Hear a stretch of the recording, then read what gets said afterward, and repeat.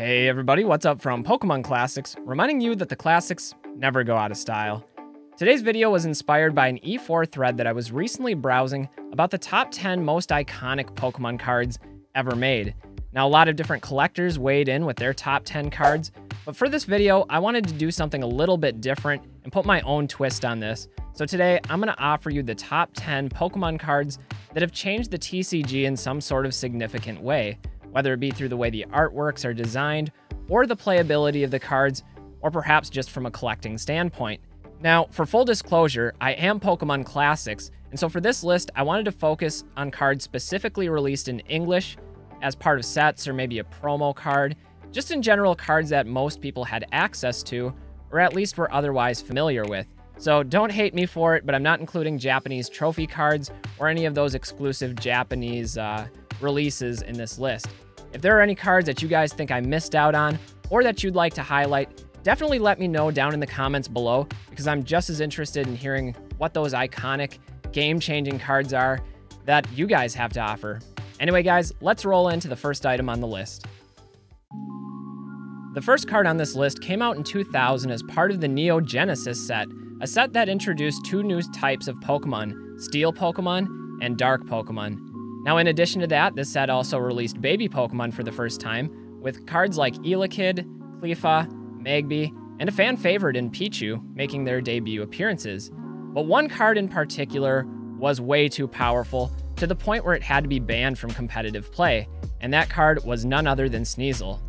Now, I remember personally participating in the regional qualifiers for the Super Trainer Showdown, which was like the equivalent of Worlds before Worlds existed. There were these large cutouts of Sneasel cards that were life-sized, informing the public that this card would not be legal to use in decks at the Super Trainer Showdown in New Jersey. Now, this card was very broken when it came to the game mechanics. Not only was it a basic Pokemon with 60 HP and no retreat cost, but for just 2 Darkness energies, it could potentially do up to 140 damage, depending on some coin flips.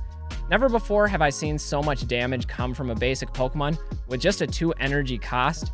It was wild. Needless to say, Sneasel was an overpowered card. It was certainly lethal, and I was sad to see it go, since it was one that I used in my decks at the time. Nevertheless, Sneasel on the list for changing the Pokemon trading card game. The next card on this list has a bit of history to it.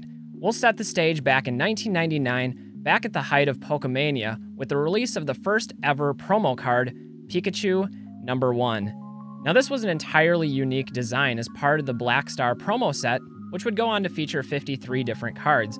But this one in particular was not only the first, but it issued a type of artwork that had never been seen before, a 3D version of what was otherwise the Jungle Pikachu. Now again, what was unique about this is it brought an entirely different aspect of collecting, with an ongoing set with cards regularly being added for years to come. Adding on to this, there was also a first edition variant of the Pikachu that was released, that some have argued is the first ever secret rare from English Wizards of the Coast Pokemon. Now, it's believed that first edition stamped variants of this card were released in select boxes of Jungle first edition booster boxes, and this was originally attributable to a video made by Rusty, TCA Gaming, in which he displayed a prototype Jungle pack, as well as some other documentation that seemed to indicate that there was a rare Pikachu to be found within the Jungle set. Now, I'm not sure if it's because the cards were rushed out, or if it were a legitimate mistake, but at any rate, there is documented evidence of a first edition promo Pikachu being distributed in this manner. I think it's really cool. It's a card with a lot of history, and it was the first one to introduce us to promo cards as we know them today. The next card on this list is the 2000 Rockets Mewtwo from the Gym Challenge set. Now, the Gym sets were some of the most iconic sets ever to be released, with some amazing artwork and a clear tie-in to both the anime as well as the Game Boy games, featuring the gym leaders from the Kanto region. Now, this was also the second English set Mewtwo card released, with the exception of a couple English promos. I think it's safe to say, too, that the base set Mewtwo was a little bit underwhelming, but this card is the exception. Now, the Rockets Mewtwo was the first card to feature 3 different attacks, and to accommodate that extra attack, the artwork box was made just a little bit smaller than on most English set cards. It's also worth noting that the strong combination of attacks made this card very playable within the game. It generated a lot of attention, both for its playability, but also when we think back to the anime, Mewtwo plays a very significant role in both the TV show as well as the movie. Nevertheless, I think we can all agree that this was a card everyone wanted. Similar to the Rocket's Mewtwo, our next card on the list is another one from the gym sets. This is the 2000 Blaine's Moltres from the Gym Heroes set. Now, as I previously mentioned, the gym sets are some of the most iconic in all of Pokemon due to their tie into both the anime as well as the Game Boy games. What I find interesting about this one, though, is it had a little bit of competition. There were actually 2 different Moltres cards released in the gym set, including Blaine's Moltres as well as Rocket's Moltres. But if you ask just about anyone out there, this is the one that they remember best. Now, personally, I think the reason for that is that this was the first card ever to feature a 5 energy attack. Now, this wasn't a very good attack. One, it took 5 energies just to do the attack. And secondly, there was a 50-50 chance you'd have to shuffle the Moltres and all the energy cards back into your deck.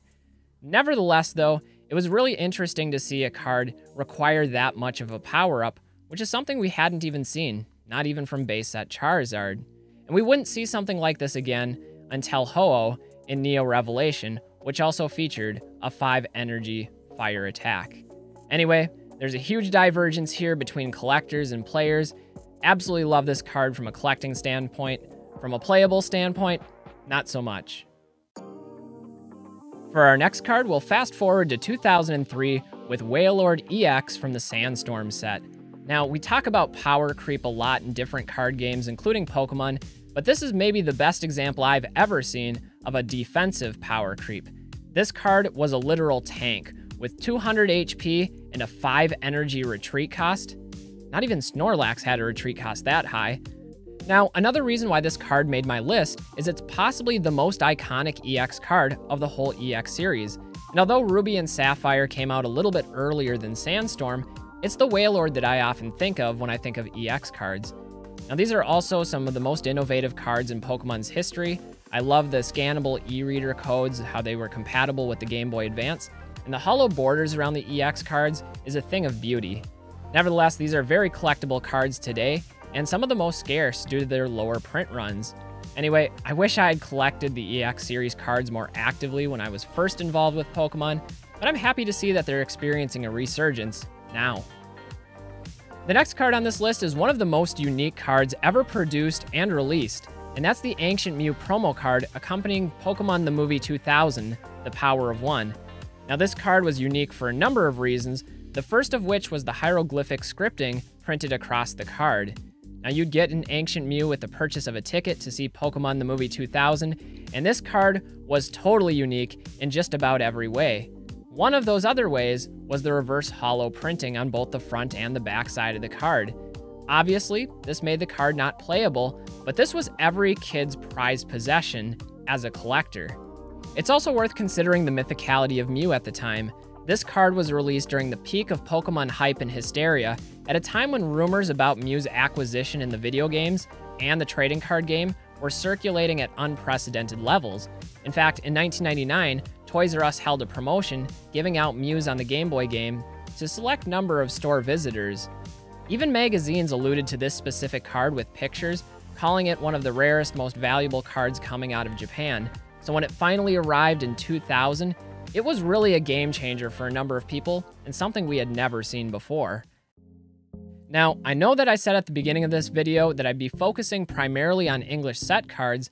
However, our next item on this list is one that originally debuted in 1998 in Japanese before being altered and released in English in the 2000 Gym Challenge set, and that card is Misty's Tears. Now, Misty's Tears is one of many Pokemon cards to be censored in English. However, it's probably the one that's most well known amongst English collectors. And I think it's safe to say that there are certain cultural differences which will always exist between nations and nationalities, and that is certainly the case with certain cards as they transition from Japanese to being made for English audiences. The controversy with this card, however, was the shirtless Misty that's prominently featured on the Japanese version, which was later substituted with a Squirtle wiping away Misty's tears on its English counterpart, hence the title, Misty's Tears. One of the things I find interesting about cards like this, though, is sometimes they're only altered in minor ways, whereas other times artwork is entirely redone. And in fact, this has created an entire genre of collecting out there known as banned artworks. Anyway, Misty's Tears is just one of many banned artworks out there, but it's one that I think has changed the trading card game, at least internationally, in a pretty profound way.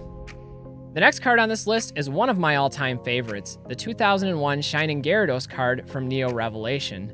Along with the Shining Magikarp, this made up the first appearance of Shining Pokemon in the TCG, introducing an entirely new rarity tier and game mechanic, which allowed for one Shining Gyarados or one Shining Magikarp per deck, which isn't particularly helpful since it's not a very playable pair of cards anyway. More importantly, I think the Shining cards open the door for a whole new future of Shining Pokemon in both the games and the TCG moving forward. In fact, in Pokemon Gold and Silver, a red Gyarados could be found in the Lake of Rage, which I think led as a precursor to the Shining Pokemon we know today. They're highly desirable by fans and extremely rare to find, even in Pokemon Go. For TCG sets, Neo Destiny followed suit with 8 more Shining cards, and later, modern sets like Shining Fates brought back that same idea of Shining Pokemon cards with a higher rarity tier and embossed holographic patterns. Anyway, these are some of the most popular and iconic cards in the TCG, and I absolutely love them. Similar to the Shining cards, we also have to talk about Gold Stars. What better Gold Star to highlight than the 2005 Gold Star Rayquaza from the Deoxys set? Now, it's true that Gold Stars came out a little bit before this in 2004 as part of the Team Rocket Return set, with Mudkip, Torchic, and Trico all getting that Gold Star treatment. And while it may not be the first, Rayquaza, I think, is overwhelmingly the most popular. And similar to the Shining cards, it had a similar game mechanic, allowing just one Gold Star per deck. More importantly, though, Gold Stars introduced another level of rarity, which I think was welcomed by a number of collectors. It's estimated that one Gold Star could be found in every 2 to 3 boxes. And one of my personal favorite features is how the card's illustration extends just a little bit beyond the illustration borders. I think that's pretty cool and is maybe an early precursor to some of the full art designs that would be implemented later. Anyway, Gold Stars are making a comeback with both Umbreon and Greninja brought back in celebrations in Gold Star form as part of that 25th anniversary set. They're pretty cool. For the final card on this list, I had to include it, but it's base set Charizard. Now this goes back to the height of Pokemania back in 1999, early 2000, and there's no doubt that Charizard is the most iconic card in all of Pokemon's history. And in particular with its combination of the highest HP out of any base set card with 120, equaling that of Chansey, and the highest attack power of 100, this is a highly playable card.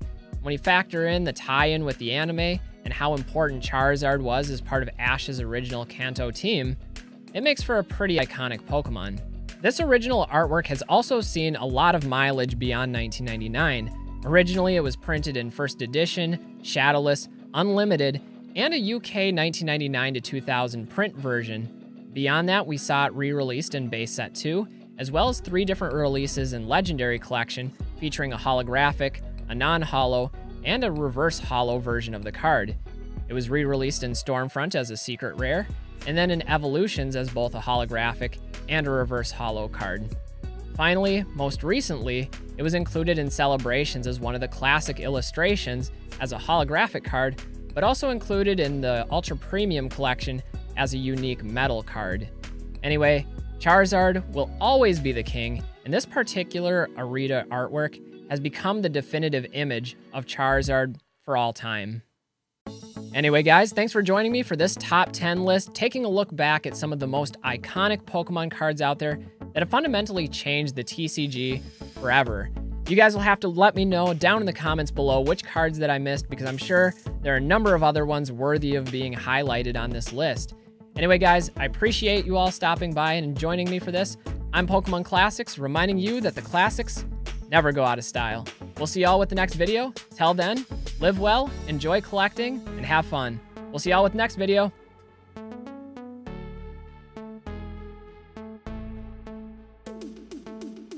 Hey guys, I just wanted to say a quick thanks to my patrons for supporting the channel. If you have any interest in becoming a patron yourself, check out the link to my Patreon below. For more market analysis videos, you can click on one of these two. They're pretty good, at least I think so. Anyway, you should go check them out. I dare you. I don't really know what else to say, so I'll just disappear now. Bye-bye.